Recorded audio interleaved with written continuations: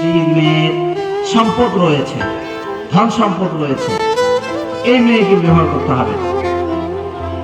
ধন সম্পদ রয়েছে বলতে হালাল সম্পদ উপার্জন করে পিতার মিরাস সূত্রে হোক, যে কোনো ভাবে হালাল সম্পদের মালিক হয়েছে, এই ধরনের মেয়েকে ব্যবহার করতে হবে।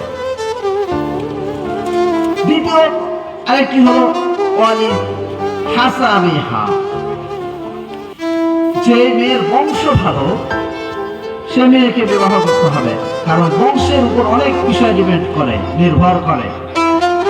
বংশ যদি ভালো হয় তাহলে বিভিন্ন পাপাচার, বিভিন্ন বিষয়, বিভিন্ন খারাপ কাজে লিপ্ত হওয়ার আগে মাথায় সেন্সরে কাজ করে যে আরে আমি তো অমুক বংশের মেয়ে, আমি তো অমুক বংশের ছেলে, আমি যদি এই কাজটি করি তাহলে আমার বংশের মর্যাদা যাবে, আমার বাবা মার মর্যাদা যাবে, আমার গ্রামের মর্যাদা যাবে, তো আমি এই কাজটি করতে পারবো না।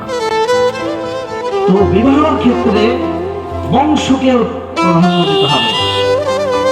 এরপরে হাদিসের ভাষ্য যে জামালিহা, সৌন্দর্য দেখতে হবে। সুন্দরী রমণী, সুন্দরী মেয়ে দেখে বিবাহ করতে হবে। এরপরে সর্বশেষ যে কথাটি বলা হয়েছে বলে দিনিহা, যে মেয়েটি দিনদার। অন্যান্য গুলো যদি কোনো মেয়ের মধ্যে না পাওয়া যায়, শুধুমাত্র দিন যদি কোনো মেয়ের মধ্যে পাওয়া যায়, এর উপরে ইক্তেফা করে নির্ভর করে বিয়ে করে ফেলতে হবে।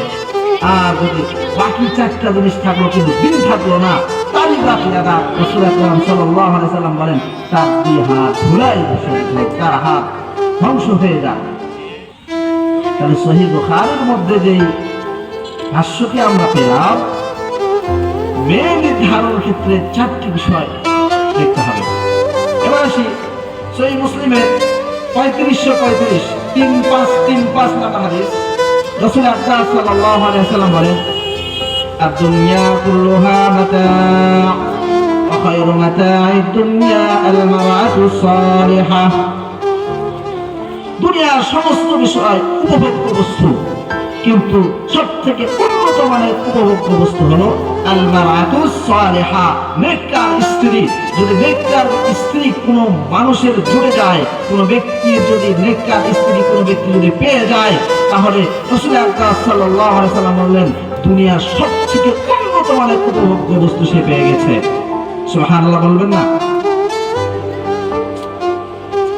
নেককার স্ত্রী চেনার আবার উপায় আছে। ইবনে মাজাহ 1857 নম্বর হাদিস। রাসূল আকরাম সাল্লাল্লাহু আলাইহি ওয়াসাল্লাম বলেন নেককার স্ত্রীকে, নেককার স্ত্রী